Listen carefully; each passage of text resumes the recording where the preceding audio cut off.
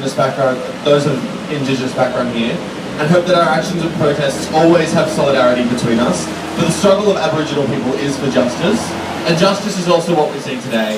We seek the justice for the university's treatment of the NTU UTS branch president, Simon Wade. I honestly think that the action of the suspension is illegitimate, and that is being known as a message. It's the equivalent of finding a horse's head in your bed. I really feel like we should...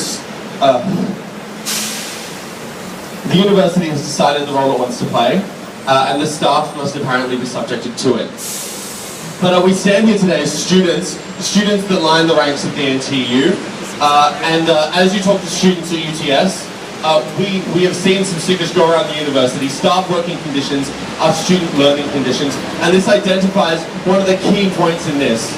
When you talk to students all around the university, I come from the FAST faculty, we see strong evidence of the fact that casualisation of staff has had a direct impact on teaching conditions, teaching and learning conditions in our classrooms. Students struggle to contact their tutors by email or see them outside of classes. I'm tired of the fact that my tutors have absolutely no time to meet or discuss any of the assignments that I have or any of my other classmates. When we have 30 plus people and only an hour to contact them a day, it's completely unacceptable. It doesn't take long to hear from the students of other faculties that they are approaching similar circumstances.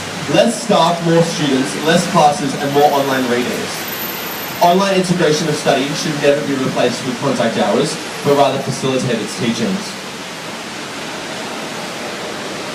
I'm sick of this business model being applied to my education. And when you stop paying academic staff for attending their class lectures, the students will take precedent and think that those lectures are irrelevant.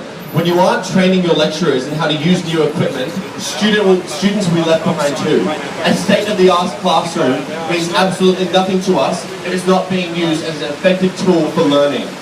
When tutors aren't paid enough to respond to our assignments with individual marks and responses, let alone engage students in classes with their diverse learning needs, we begin to feel underappreciated and wonder why we put 10 years of HEX on our lives.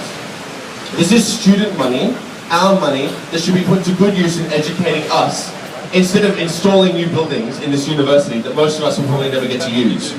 The money needs to go to providing staff with proper pay and job security. It needs to be used to improve the status of services at UTS, such as childcare and healthcare, so that students and staff have the ability to access this university on fair terms. This is a call out to the students of UTS. In 2014, we will see a drastic structural change to this university, and I'm not talking about the master plan. We must be prepared to fight and stand by our staff for their rights and their jobs. We must be prepared to fight for the changes that benefit us on our campus and for our education. This is why, as a student, I stand in solidarity with Simon Wade and the NTU as they continue their enterprise bargaining agreement and their fight against this universal managerial campaign against him. Thank you so much.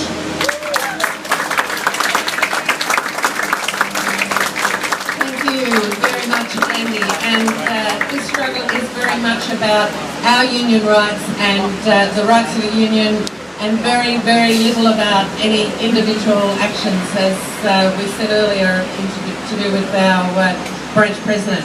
It's about union rights, and again I want to thank the other unions being here as well and expressing this solidarity with us. We thought we might have another chant and then we'll sing solidarity to get us going on this rainy morning.